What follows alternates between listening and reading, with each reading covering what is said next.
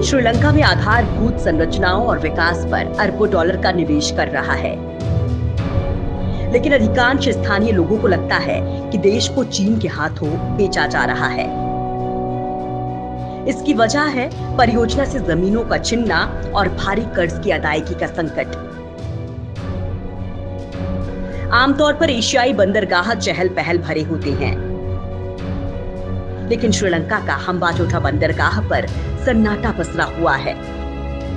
इसे 1 अरब डॉलर की लागत से चीन ने बनाया है। ये निवेश श्रीलंका को कर्ज के रूप में दिया गया है, लेकिन पोर्ट चल नहीं पा रहा। कर्ज अदायगी में समस्याएं खड़ी हो गई हैं। इसलिए एक समझौता हुआ जिसमें इसके बदले चीनी कंपनी को शेयर देने पर सहमति बनी है। इस समझौते की शर्तों पर संसद में अभी भी बहस हो रही है, लेकिन जो शेयर दिया जाना है वो 80% तक हो सकता है। मध्य पूर्व से होने वाले तेल आयात के रूप में श्रीलंका एक अहम पड़ाव है, इसलिए चीन की यहाँ निवेश करने में रुचि है। ये चीन की विवादित one belt one road initiative, जिसे न्यू सिल्क रूट भी कहा जाता है, में फिट बैठती है, जिसके तहत चीन व्यापार बढ़ाने के लिए दुनिया के कई देशों में रेल, सड़क और समुद्री मार्ग बनाएगा। चूंकि हम्बांटोटा के पास कोई औद्योगिक क्षेत्र नहीं है, यहाँ पर 15,000 एकड़ पर चीन औद्योगिक संयंत्र लगाने की फिराक में है, लेकिन श्रीलंका को अपनी जमीन खोने का डर सताने लगा है। श्रीलंका पर चीन का करीब 8 अरब डॉलर का कर्ज है और सरकार के राजस्व का 95% कर्ज अदायगी में जाता है।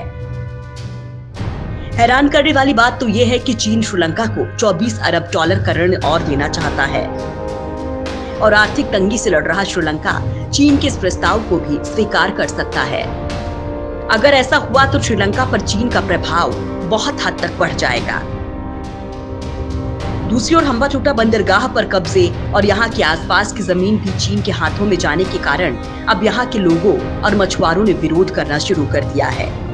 इनका कहना है कि उनकी जमीनों को चीन या किसी दूसरे देश को दिया जाना उन्हें मंजूर नहीं है। तकरीबन यही हाल पाकिस्तान का भी हो सकता है, क्योंकि एक समय में खाद्यान्न जैसी मूलभूत सुविधा न जुटा पाने वाला पाकिस्तान चीन से 50 अरब डॉलर का ऋण ले रहा है, जिसमें इन पैसों से CPEC की हिस्सेदारी रहेगी।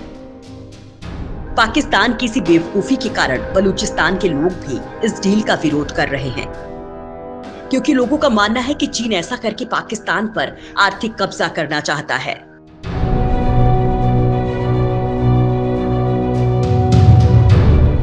Team intelligence.